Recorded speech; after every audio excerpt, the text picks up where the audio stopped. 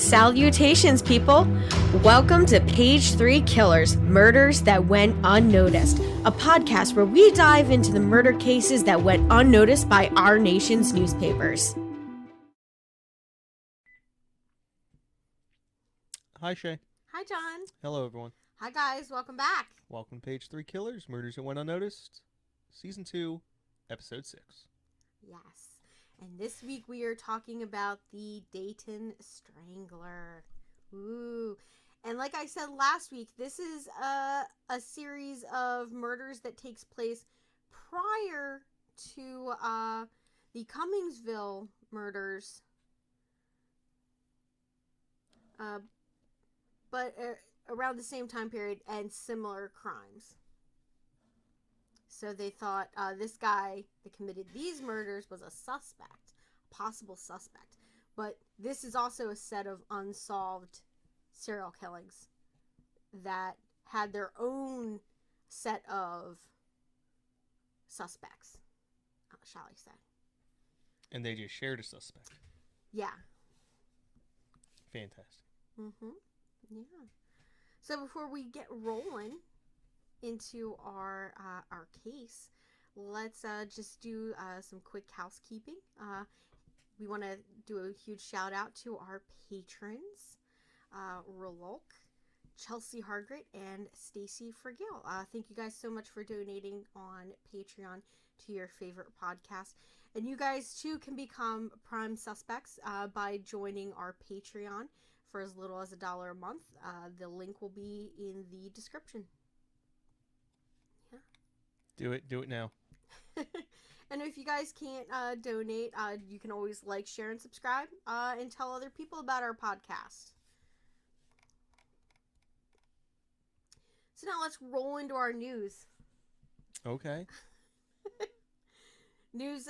So the year that I picked is 1900. So we have a bunch of really interesting and neat events that happen, shall I say. So we have January 8th, we have President of the United States William McKinley places Alaska under martial rule, military rule. I'm unfamiliar with this. I thought you would be.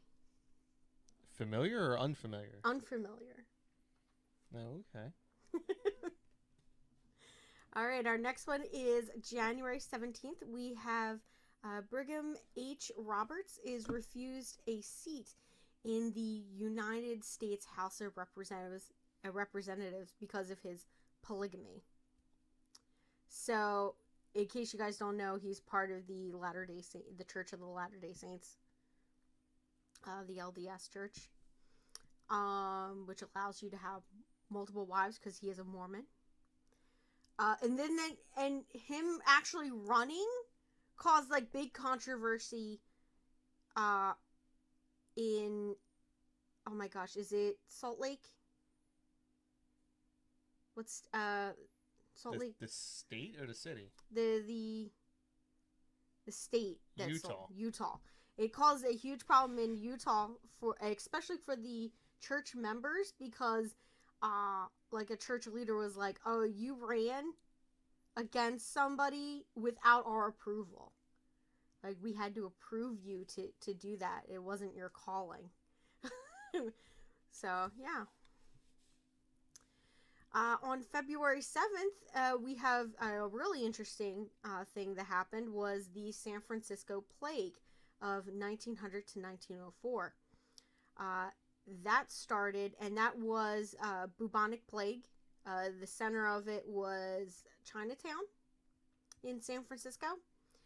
And there were 121 cases identified, and that included 119 deaths. Not gonna lie, it's not that scary. I know. It seems not that bad considering in the, what was it, the 1400s? It, like, decimated Europe. Like, it killed, what, 40%, 50% of the population? I think it killed a third. A third of the population, yeah. But if you think about it, it's only like 30 cases a year. 120 cases over 4 years. 30 cases a year. That's not too bad. Yeah. Now, on March 6th, we have a coal mine disaster in West Virginia, kills 50 miners, and that would be called the Red Ash Mine disaster.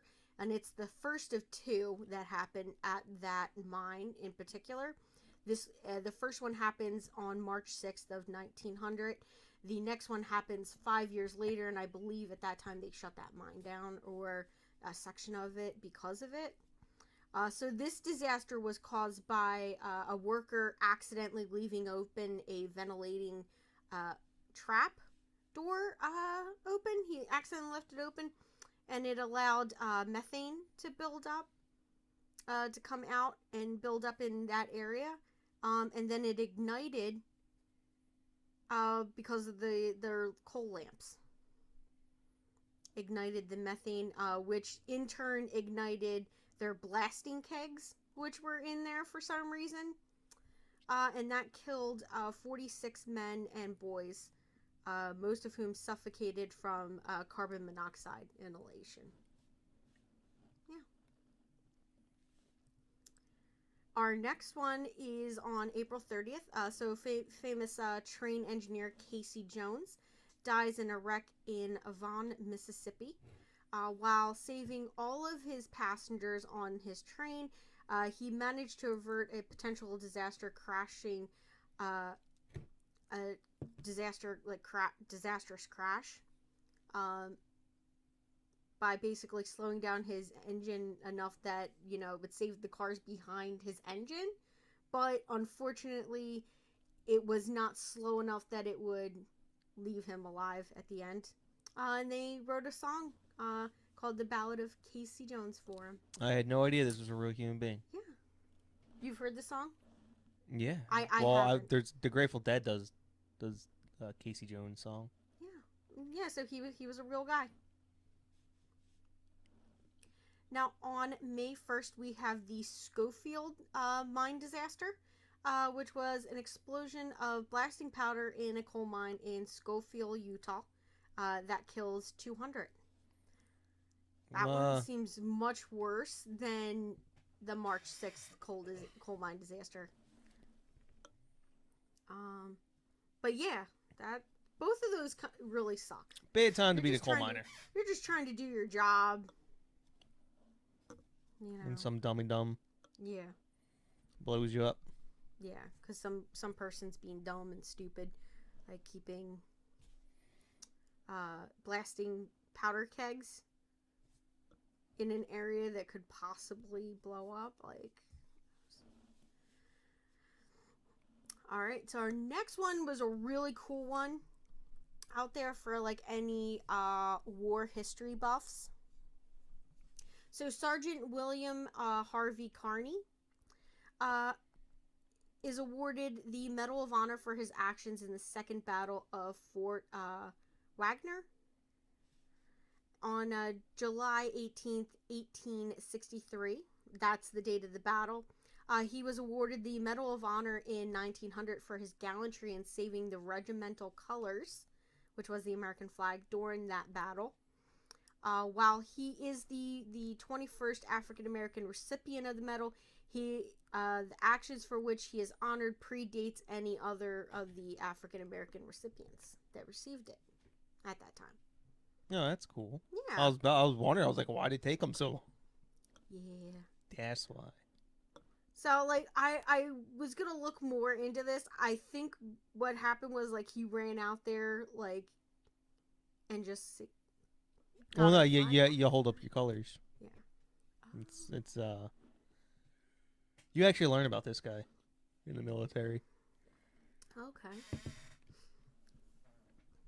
Yeah, back in the day. Well, because if you didn't have your flag flying, no one knew what side you were on. Yeah. Well, not that, but no one in your regiment would know where you were going. Oh, so he was it was unarmed, just running. Yeah, no, the people who carried the flag were unarmed. So. Damn. Yeah, that's gotta be kind of ballsy. Being that person. So you always see in the war movies where the guy picks up the flag and then charges. Yeah. Okay. Yeah. Oh. Okay. Yeah. Now I know. Yeah, they stopped doing that. It turns out it's a really bad idea to do that. Yeah. But now, on June 30th, we have the Hoboken dock fire. That is a war fire at the docks in Hoboken, New Jersey, owned by the North German Lloyd steamship line. Spreads to German passenger ships. So this fire, it basically engulfs 3 ships. The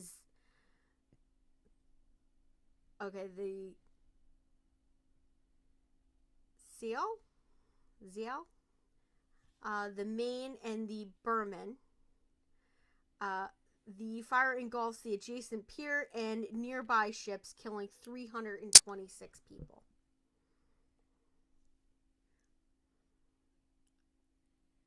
Mm-hmm. That's what happens when you have fire on wood ships, I guess. I thought that's just like a lot of people dying of things that could be prevented. But that's me looking at it from like modern day. Like, how many ship fires are there that sink entire ships nowadays? Probably more than I think. I feel like I'm like missing. Well, I mean, ships, not that many. Boats, Boats, plenty. Yeah, plenty. Yeah, because they're owned by like normal people, and they're not, used for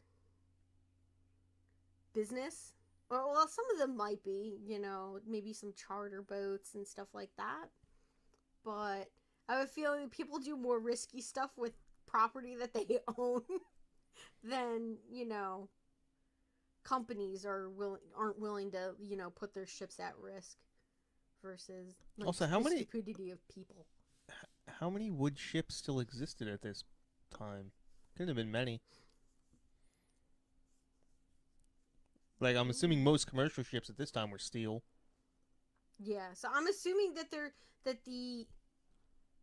3 main ships that lit on fire were steel, and the pier and the nearby boats were wood, I'm assuming. Yeah. Then on our next one is September 8th. So the Galveston Hurricane makes landfall in Galveston, Texas, eventually killing 6,000 to 12,000 people, and it is named the deadliest disaster in U.S. history. Yeah, they get one every few years. Oh, Texas? Yeah. Galveston. Yeah, Galveston in particular. Yeah. Galveston, Corpus Christi. Yeah, I know that they've had a couple of tornadoes, hurricanes, What was the most recent one? Sandy? Or no, not Sandy. Katrina. No, there was one even more recent than that. Yeah. Okay. I don't know what the name of it is. Well, we're just going to move on. So now we're going to hit our seedy side. So for our seedy side, we have one that's not really seedy, but is kind of seedy because I think it's a terrible person. All right. So our first one, we have on February 3rd, we have the Kentucky Governor William Goebel dies of wounds after being shot by an assassin on January 30th. So he gets shot on the 30th and he passes away on February 3rd. Now, Goebel, he is announced the winner of the 1899 election, and in fact, he was assassinated over the dispute of who won that election. And on his deathbed, he was sworn in as the governor. Just to say, F you. Yep. Good for him. Yeah. So I'm like, oh, that's not too bad. I like that one. Now, this is the one that I was like, I'm not really sure if it's seedy side, but I feel like it is. Because it is definitely a crime against You know? No, this lady sucked. Yeah. Bad so person. we have on June 7th, we have American temperance activist Carrie Nation enters a saloon in Kiowa. Yes, I got it. Kiowa, Kansas, and destroys a stock of alcoholic beverages with a rock. And that is a crime against alcohol. She had a weapon, and I can't remember what that weapon was. What? Like, after the rocks, she would just literally just go around the bars smashing bottles of booze. Ooh. With something I can't remember. Yeah, those damn Temperance League people. All they were was like a bunch of like reformed alcoholics trying to keep everybody else from drinking. Now, on July 25th, we have the Robert Charles Riots. Now, this was a really big deal, and I believe we touched on this our last episode. We did talk about this a little bit. So, the Robert Charles Riots happened in New Orleans in Louisiana. The riots started on the 24th and went through to the 27th. And this was sparked after an African-American laborer, Robert Charles, fatally shot a white police officer during an altercation and escaped arrest. A large manhunt ensued, and they were searching for him. And at the same time, a white mob started rioting and just attacking random African Americans that were walking around throughout the city. The manhunt for Charles began on the 23rd and ended on the 27th when he was shot and killed by a special police volunteer. So, yeah.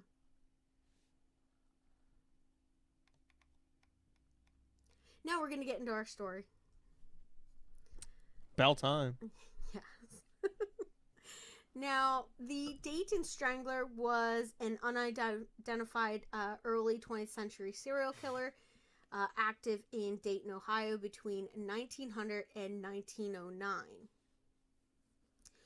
The other nicknames that he's known by is the Strangler of Death Lane, the Man Gorilla of Death Lane, and Jack the Strangler. I don't like any of them. Yeah, this one just none of the names really. I mean, not like the Slouch Hat Man.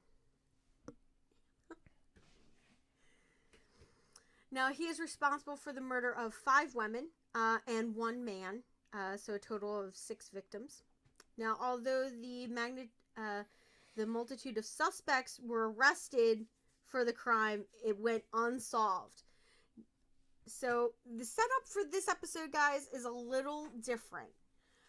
So, this week, because there are so many suspects that are individual to a particular case, I decided to talk about that murder and then talk about the suspects of that murder.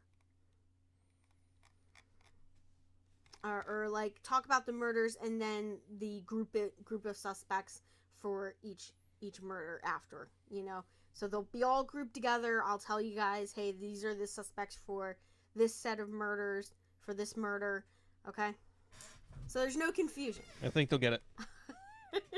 So our first murder victim is Ada Lance.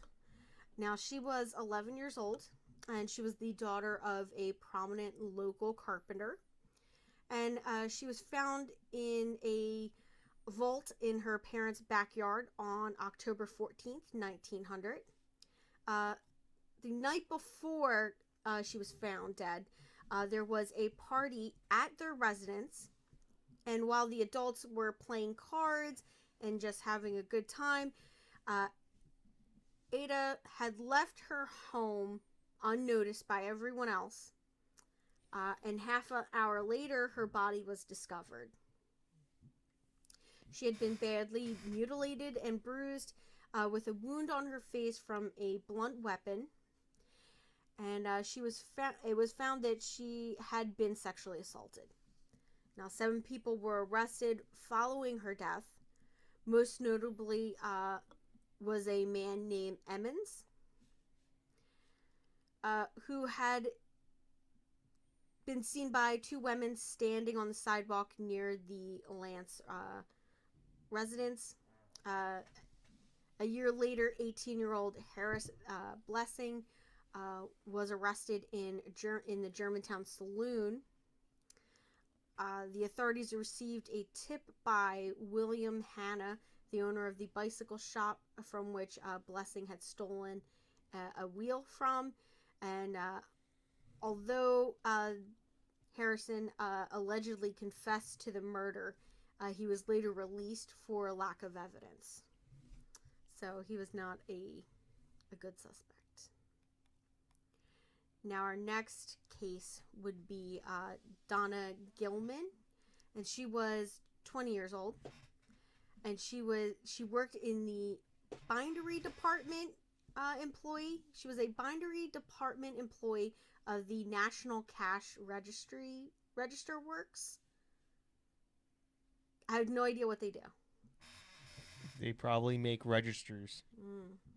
Okay. Like cash registers? Yeah. Oh, okay. And she worked in their bindery department, whatever that is.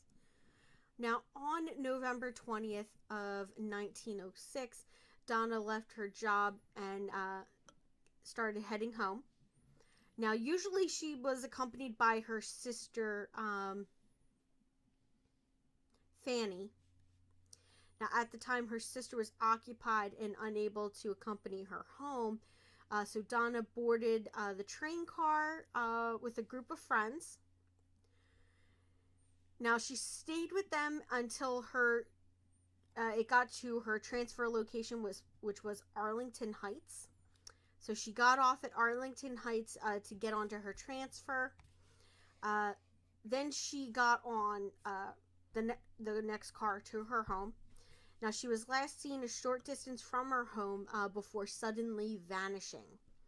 Now, on the night of her disappearance, a neighbor of the Gilmans, Robert Keyes, heard something that sounded like a struggle in one of the homes near his home, but he wasn't sure which one. Now, soon after Donna's body was found in some weeds 200 yards away from her home. Now, on the opposite side of the street, police found her gloves and umbrella. Authorities quickly realized that she had not died there and that the crime scene was visible from many homes on the street. So it's kind of suspicious. They're like, somebody had to have seen something, but nobody came forward with too many tips. It was more likely that she was murdered in a nearby house, and then her body was dumped there on the street since nobody came forward. Now, police barred off the area from onlookers to search for clues. A Cincinnati sleuth, William S. Heinzman, allegedly found a book which Gilman was reading on her ride home. Now, despite multiple suspects arrested and even a confession, nobody was convicted for her murder. The night before, she had written a note to her lover, Stanley Anderson, and he was from Sharon, expressing her desire to see him on Sunday evening. So it sounds like she was in a good situation. Spirits. Yeah, good spirits, and she was happy with her boyfriend, and just life was honky dory. So we have our first suspect for her case, which was David Curtis. Now, he went by a moniker, Baby Dave. I like that moniker. That's pretty cool. Baby Dave? Yeah. Yeah, he probably had like a baby face, like, he was a little little thick in the cheeks, but Or his dad was named Dave, and they didn't want to get him confused. Yeah, so he was like Dave Jr., but that doesn't have a ring to it, so it was just Baby Dave. Aw. Yeah. Oh, never mind. I lied. So he was the 27-year-old adopted son of James Curtis. Now, David was a painter or newsboy who lived in the National Soldiers' Home. Associates described him as a half-wit, so he was not possessing of all mental faculties. So my guess is he did have like some sort of mental disability. Now, David did not live with his father, but was known to visit him once a week. Now, according to James, ever since he was young, David had a habit of telling fantastical tales, which he ascribed as his doing. So he would like make up things that he did, like he flew like a bird or something like that. Like he would just like make up random things. Now, a former employee of the National Cash Register. So he was a former employee there, and he knew Donna Gilman. Now, he was arrested following a tip from a Cincinnati Post journalist known by the name of Mayers. Now, he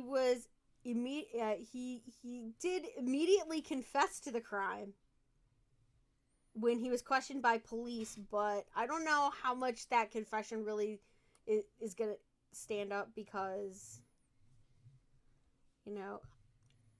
It's 1900. They'll kill anyone. Yeah, exactly. So according to his story, Curtis had noticed Donna.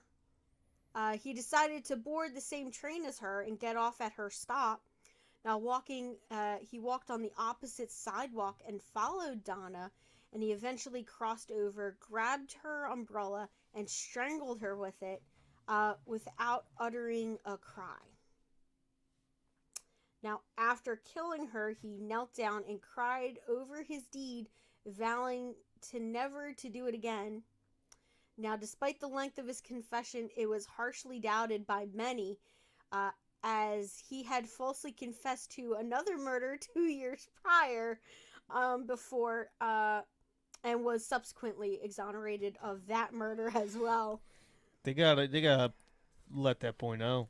Yeah, you can't just go around confessing to murders. It could end up so bad for you. Hazardous for your health. Now, despite the circumstances, coroner Walter L. Klein made a statement to the papers that he was completely convinced that David Curtis was Gilman's killer. Now, the coroner described him as not very bright, but not crazy, and surprisingly cunning individual. Listen, you can't be a cunning individual if you're not very bright. Those are, like, that is totally contradictory to me. Like... No, I understand what he's trying to say. Although I wouldn't exactly call someone who confessed to crimes cunning. Yeah, exactly. Now, on the very same day, the statement was written, David Curtis suddenly revealed that he was threatened into confessing by County Detective Frank McBride. Now, Detective Frank McBride had threatened him with the death penalty. Basically, like, if you don't confess, we're gonna, you'll get the death penalty. We'll find you guilty anyway, Now, he explained that on the date of the murder, he had been distributing newspapers for long after the crime, and was the crime was supposedly committed, and only heard about it from friends. Now, since David had a habit of playing detective, he had went on to conduct his own investigation of the murder scene. Now, although 7 people testified against him, including his employer and Donna's brother, Collins, the defense team was well prepared. Now, on the day after the testimony, it was announced that David Curtis was cleared of the Gilman murder. His dismissal was well received by the citizens of Dayton, who greeted and cheered for him upon his release. Now, a week after New Year's Eve, however, the coroner, Mr. Klein, urged further investigation into Curtis, and the cops were just basically, nah, we're not gonna do that. He was found innocent, we're done. We're just gonna move on. But they were, at that time, looking at a new set of suspects. These suspects were a little closer to home. Now, on December 10th, 1906, the day that Donna Gilman's body was exhumed, an arrest warrant was put out for her mother, Kate.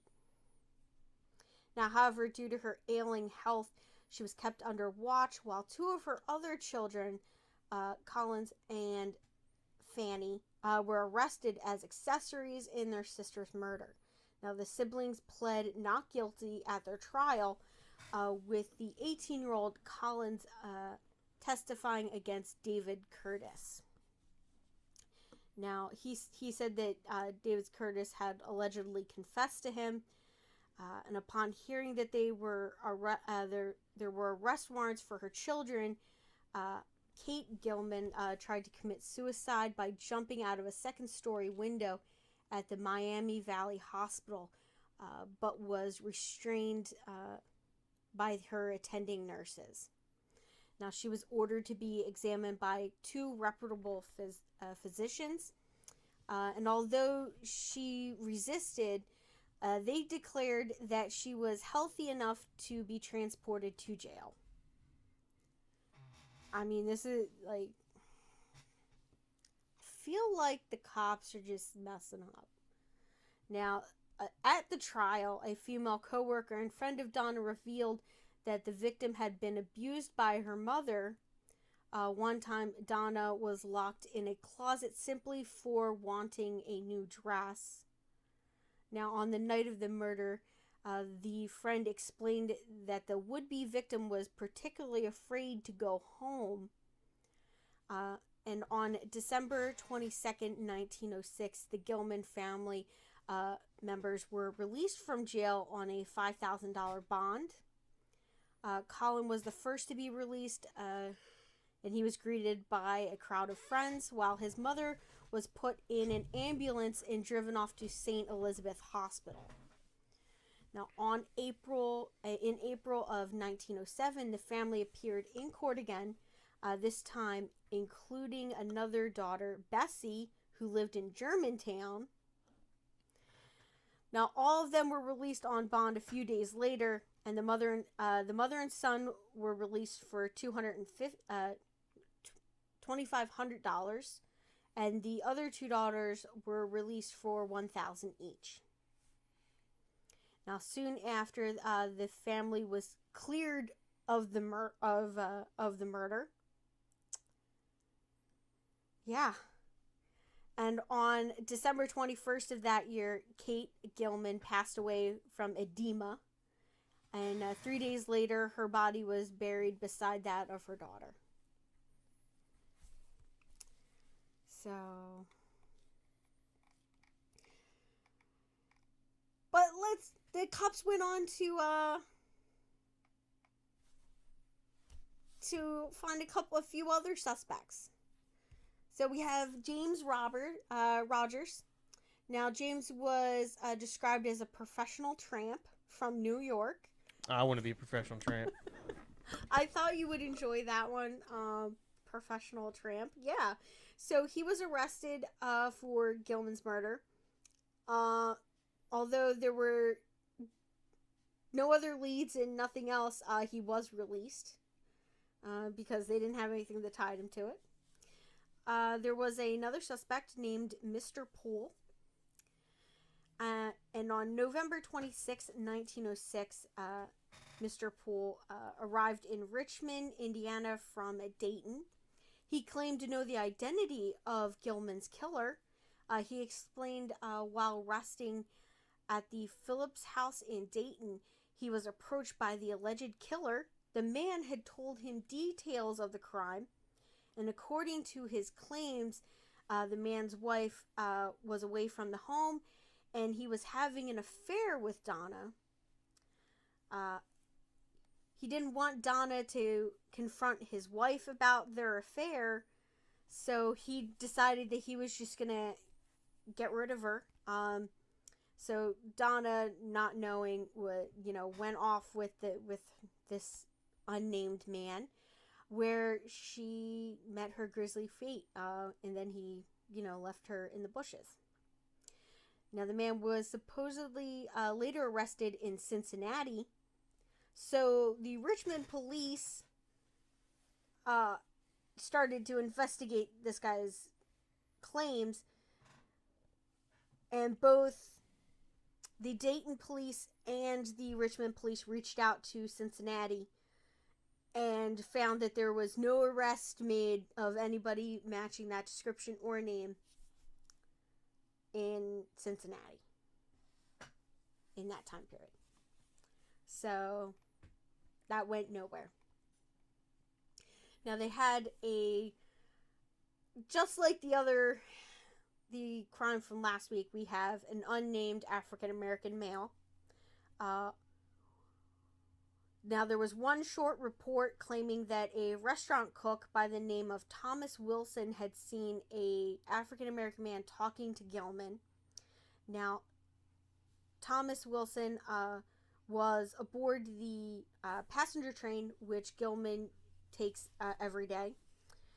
Now, he said that the unknown man had jumped off 20 feet from where she was murdered, and that the authorities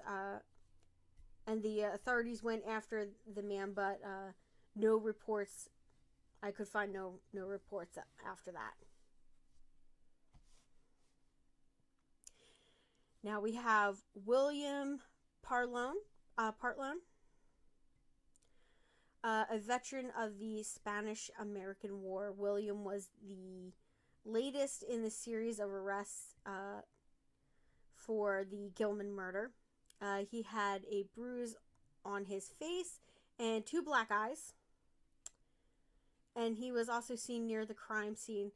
Although he refused to discuss how he acquired his injuries, he claimed to have an alibi and was released shortly after that.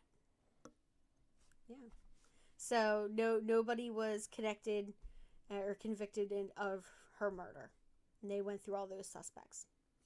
So our next murder would be that of Anne Markowitz and Abe Cohen. Now, Anne was 24 years old, and her father was a pawnbroker. She was from Covington, Kentucky. Now, I believe that's the same town as the Covington Catholic kids. That's the Covington. Oh. Who were they? Never mind, just move on. Okay. Now, Abe Cohen was Anne's boyfriend, and he was from Indianapolis. And he was a traveling salesman. Now, on the evening of August 4th, 1907, they were walking along a road together, out for a walk, with her younger sister, Bertha, near the National Soldiers' Home.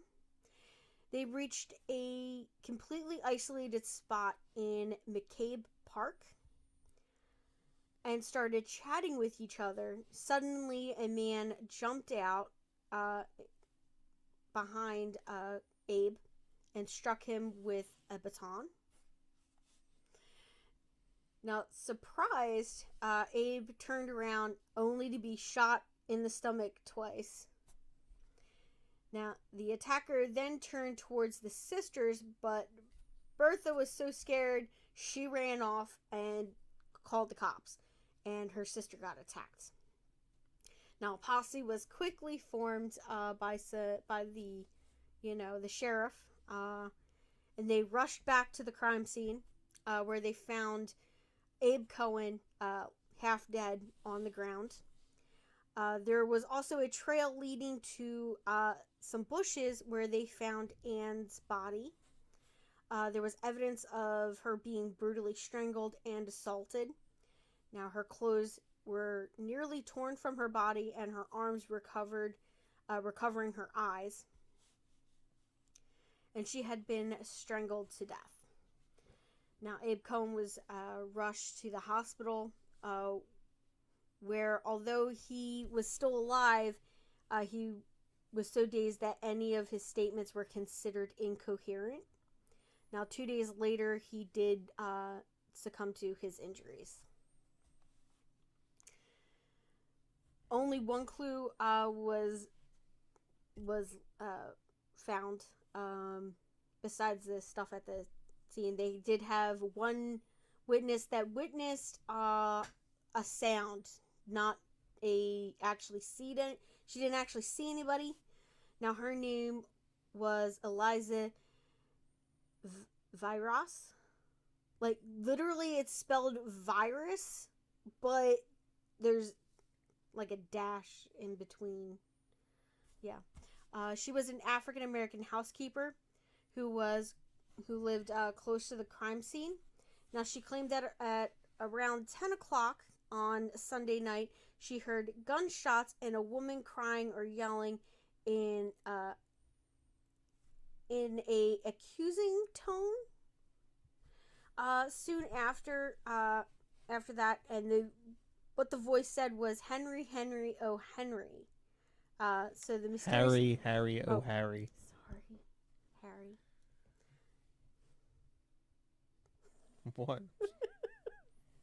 Oh my gosh. Yeah, so that's what was shouted. The mysterious Harry has never been identified. Now, a man who was convicted of the double murder, Leighton Haynes, was later proven to be innocent. It's Leighton Haynes. Sorry, guys. Yeah, and he was proven to be innocent afterwards. So we're going to talk about him next. Now, on October 10th of 1907, an African-American man by the name of Leighton Haynes was arrested on suspicion of killing Anne Markowitz and Abe Cohen. It was later alleged that Sheriff Booze. It's Bose. Said that he had made a full confession. I had a chief in the Navy. It's pronounced Booze. Booze? Because I looked it up and it's Bose. Okay. Yeah. Now, according to witnesses, Frank Allen, on the night of the murders, had seen Haynes standing near the park's little bridge. Now, Leighton greeted him and exchanged words before he left on his way. Sometime later, he heard 4 shots, which he ignored and continued to his destination, which I completely understand, because I hear 4 gunshots. I'm not going to head in the direction of said gunshots. I'm just going to nope, right? I don't know anybody that's going to, besides a cop, that's going to turn around and actually head towards gunshots to find out what's going on. Like, I don't think that's, Now, the following day, when he heard of the tragedy, he quickly identified Haynes as the man he had seen in the park. Now, Haynes' attorney tried to make Allen budge in his confession, but failed. Now oh my gosh, hold on. Now, on the day of his trial, he confessed to never having a criminal record and to have been intimidated into falsely confessing to the murder. Now, Haynes was adamant that the assisting prosecuting attorney had abused him in his interview. He also claimed that the coroner and sheriff encouraged him to confess, telling him he would be turned loose if he confessed. I'm not exactly sure what that means. I'm guessing they told him that, oh, if you confess, we're just going to let you go, is what it sounds like. Which, yeah. So the jury disregarded his statement, and he was convicted of the double murder. Now, he was spared the death penalty when the murders continued on, and authorities admitted that they had doubts about his conviction, and then later released him from prison because they were like, yeah, we had a series of murders that happened after it. So now they also looked at the other Markowitz siblings in connection to the murders. So shortly following the double murder of Anne and Abe, two of her brothers and her younger sister were detained on suspicion, and that would be Harry, Jacob, and Bertha. Now, they disapproved of the young couple's relationship and wanted to get rid of both of them. Now, Sheriff Bowes even claimed that a canvas finger stall, which was a Band-Aid, was found near the crime scene. And that had a print on it that matched the imprint of Harry's thumb, which was coincidentally injured. Now, a pair of handkerchiefs were also located near the crime scene. On August 8th, the day of Anne's burial, however, the Markowitz siblings were released and attended the funeral. At the funeral, the local rabbi cursed the ground on which the young girl was murdered. I didn't know rabbis cursed things. Yeah, well, this one did. Yeah, but like the rest of the suspects, nobody was actually formally charged for the murder or murders. You know, except for the guy who went to jail for it. Yeah, and then they released him because they were like, yeah, we kind of didn't think he did it, but, you know, we needed to close it kind of thing. So, I'm just saying that these are police officers that have very limited forensic abilities. I mean, you're literally going off of eyewitness testimony. If you see blood or fingerprints, that's it. That's all you got at this time.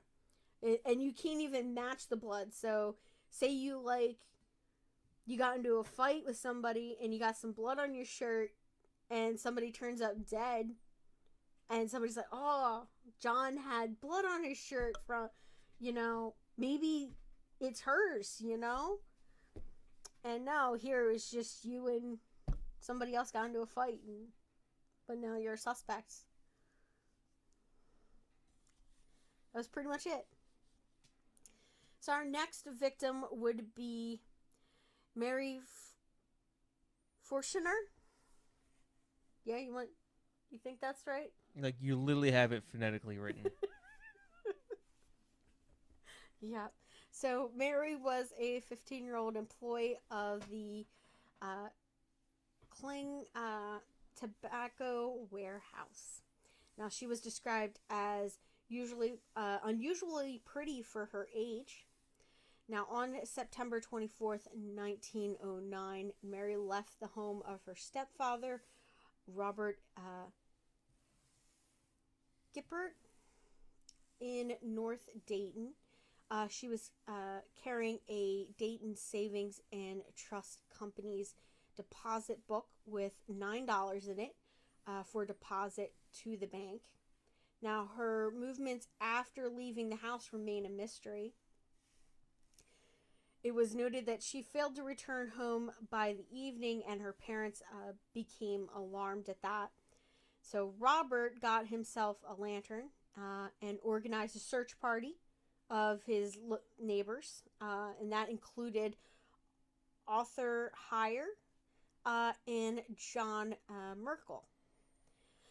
Now, around midnight, he notified the authorities of his missing stepdaughter. So they didn't notify the police that she was missing right away. They waited another 4 or 5 hours to say, hey, my stepdaughter's missing, kind of thing. Now, Lieutenant Haley dispatched officers to aid in the search. And right before police could arrive, Robert Gippert noticed some disturbed soil, which led to a trail. It ended in at the estate of Grifton C. Kennedy, where with the aid of a lantern, Robert found Mary. Now, the coroner described that she had been sexually assaulted and strangled to death. The coroner also established that the killer had abnormally large hands, as his fingerprints extended far around the victim's neck. So much like our killer in Cummingsville.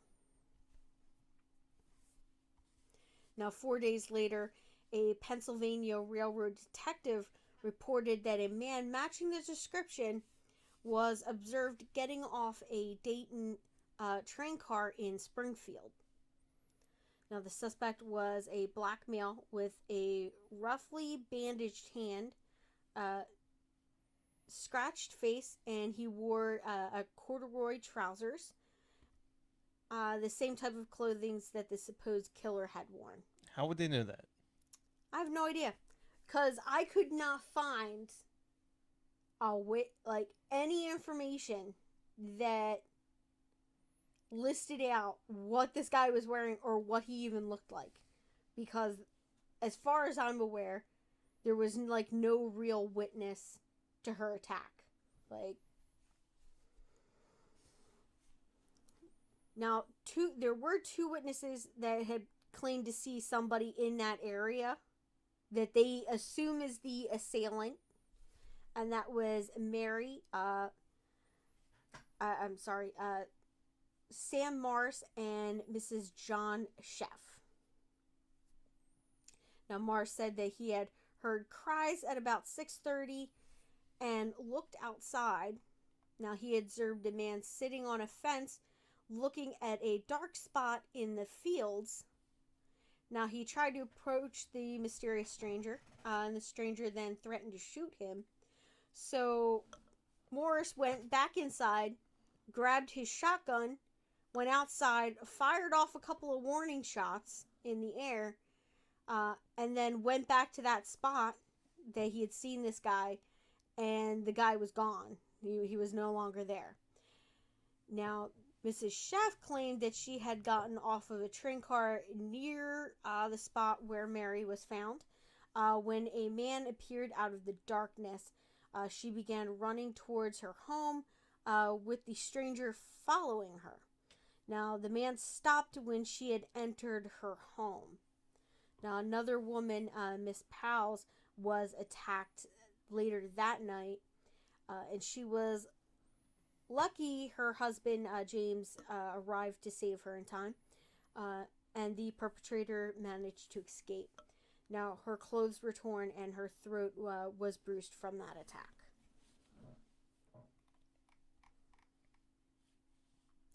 Now, the next suspect in Mary's murder was Charles Snyder.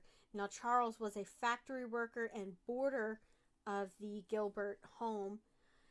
He was also one of the three persons taken into custody shortly after Mary's murder.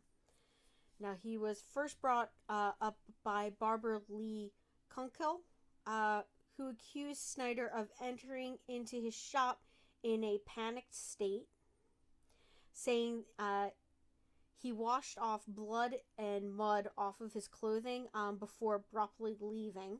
Now, according to him, this occurred only half an hour after Mary's murder. Little credit was given to his statement, and Snyder was proven innocent of the crime shortly after that. And then we have Elwood Weimer. Now, he was an African male. Like, I was about to say African American. Racist. But he's from Canada. So he wouldn't be African American. He would. Yeah, they're called Canadians, babe. Yeah. Just like the trope. Okay. Yeah, and so he was from Ottawa, Canada. Now, Elwood was arrested on January 27th, 1909 in Hamilton on suspicion of murdering Mary. Now, when asked about his nervous behavior, he confessed to drinking heavily in the past 6 weeks, which was why he seemed shifty, is what he said. A day later, he was released due to lack of evidence. So, yep. Now, our next victim was Elizabeth of Foolhardt. Now, Elizabeth was 18 years old, and she was from Vandalia. On February 7th, 1909, she arrived in Dayton in search of employment. Now, the day after she arrived in Dayton, she mysteriously vanished. Now, a week after she disappeared, 2 workmen opened up an old cistern. In the cistern, they found the remains of Elizabeth Foolhardt. Now, she was wrapped in a gunny sack, and she was floating in the water.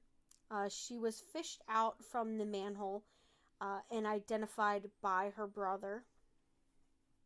Now, Elizabeth appeared fully clothed, but was missing her undergarments, which suggested to the police that her killer had redressed her after dumping her body.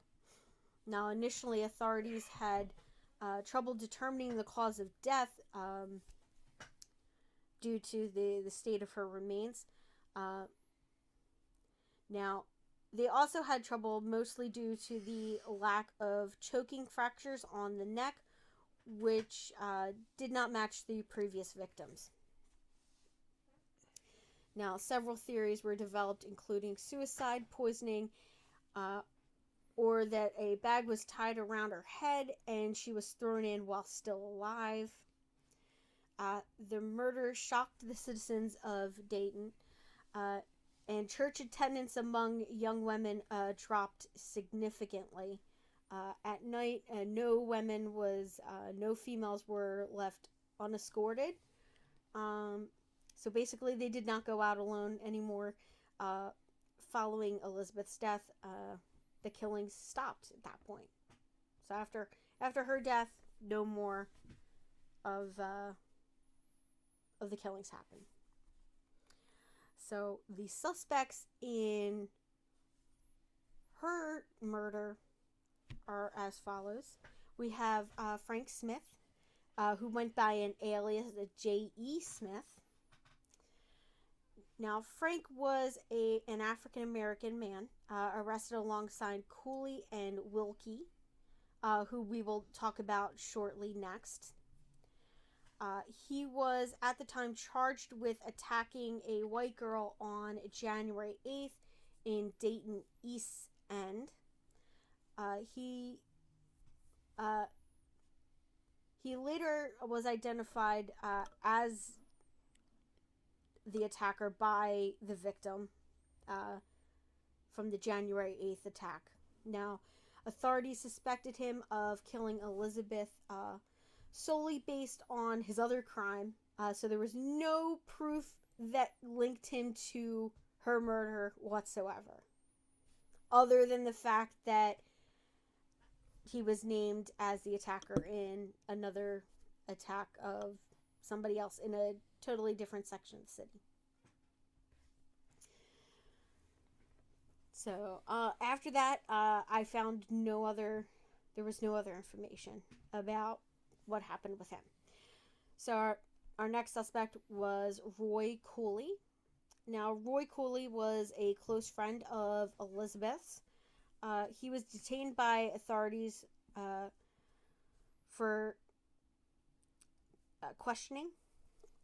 However, no evidence was found, and he was later released. Now we have Albert Wilkie. Now, Albert was believed to be her fiance. Now, Albert was arrested alongside Cooley and Smith. Although detained for a bit longer than the other two, he was later released due to lack of evidence as well. Now we have Elmer Carr, and he is the last and final suspect in the series of murders. Now, on April 25th, 1909, Carr was accused by his former employer, Mary Middlesetter, of being responsible for a series of crimes. Now, she accused him of a few. Alright, she accused him of arson, picking pockets, and the murder of 3 women, 2 in Dayton and 1 in Boston, New York. Which one? It's the town. It's the town Boston in New York State.